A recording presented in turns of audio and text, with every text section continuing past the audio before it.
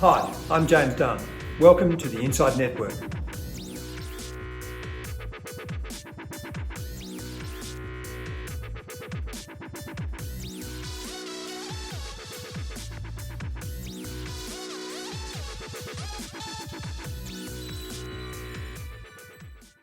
Welcome to INDepth, and my guest is Luke Laretive, CEO and Financial Advisor at Seneca Financial Solutions. Welcome, Luke. Hey James, how are you? Good, thanks. A pleasure to have you. Thanks, mate. Luke, tell us about the person, Luke, your journey towards being a financial advisor and becoming the advisor that you are today.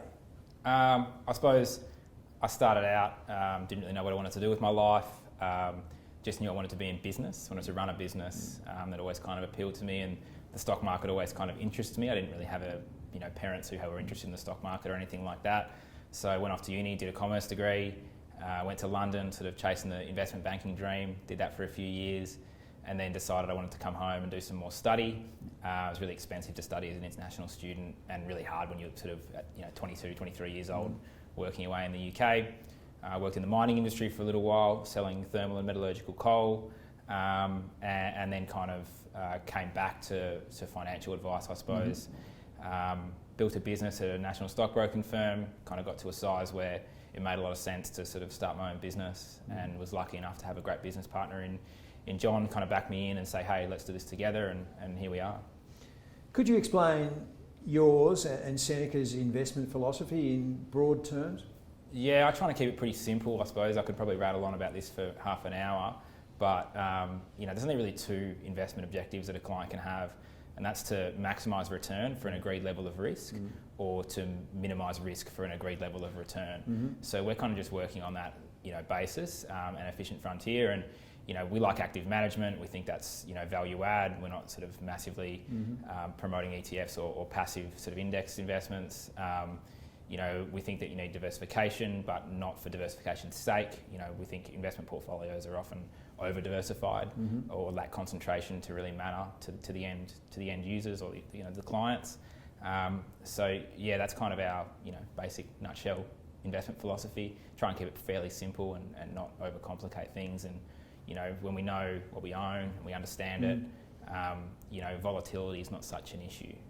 We're sort of more probably concerned about destroying capital permanently, and our assets being permanently impaired, as opposed to the market pricing them variably. Describe your niche or typical client, or isn't there such a thing? Hard, but I think for me, what ties sort of all my clients together is they're probably a little bit more entrepreneurial and minded than maybe some advisors, a little bit more business focused and savvy maybe than some others.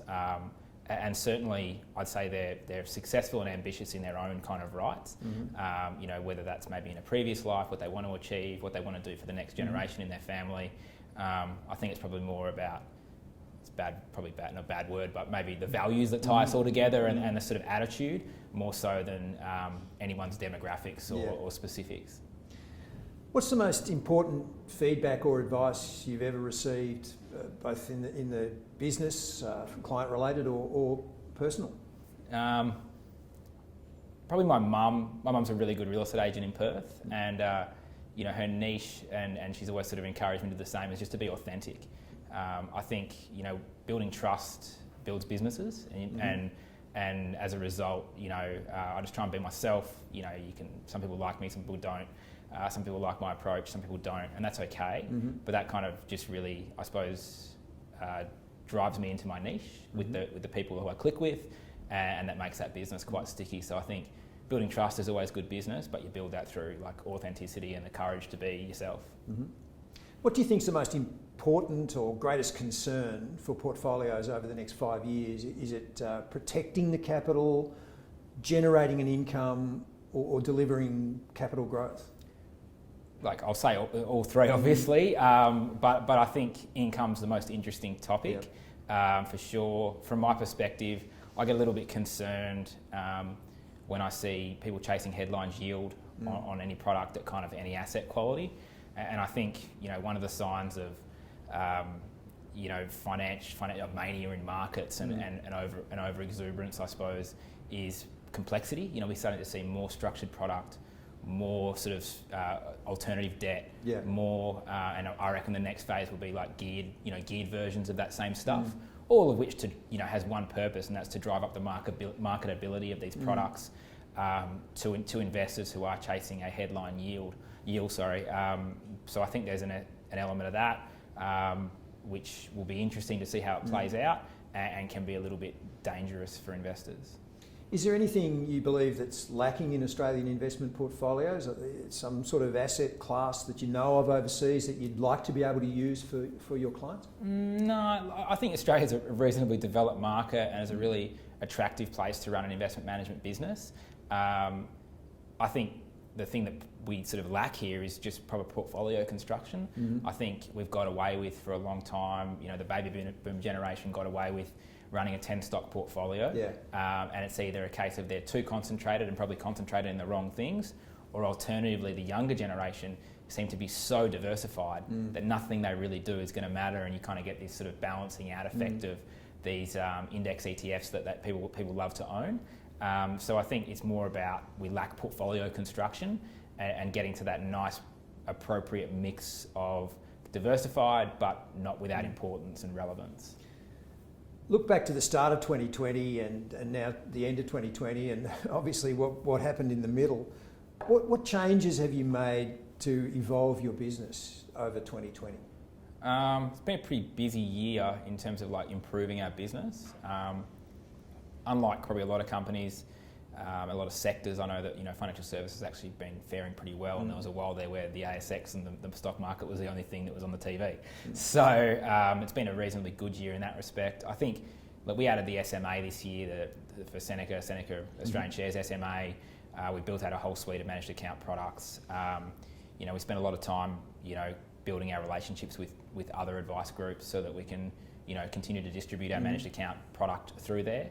So we spent a lot of time, I suppose, on relationships, and that's kind of funny in a lockdown environment, but because everyone's been so willing to adopt Zoom and adopt this kind of digital, I suppose, communication, it's actually been a really good year for that for us, and that's probably the way that business has evolved, I suppose, this year, and I think what will hopefully drive growth for the next 2 or 3 years. So do you think face-to-face is coming back as the primary way of conducting a relationship like advisor-client, or will Zoom and remote communication take over?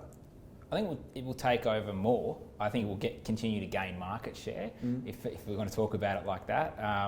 I don't think face-to-face is dead at all. I think there's something nice about sitting down with someone for a cup of coffee or a beer and having a chat about your circumstances and what's going to work.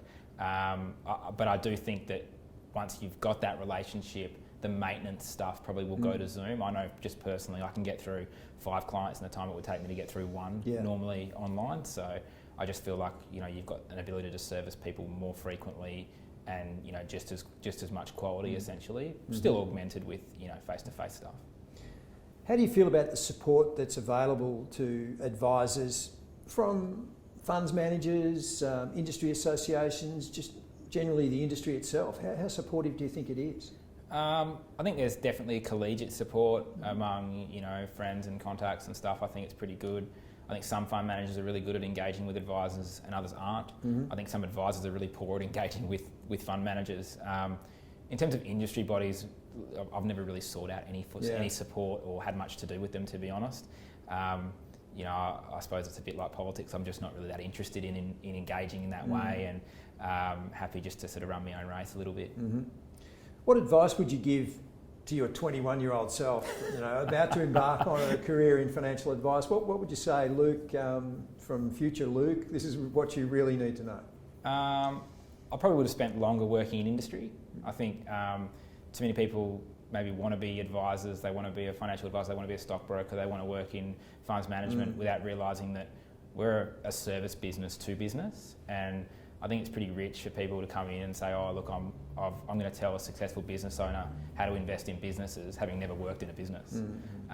So, I definitely think if you're looking for an advisor, I think someone who's worked in industry and got some actual skills out there in a business, running a business or working in a business, is a really good place to start.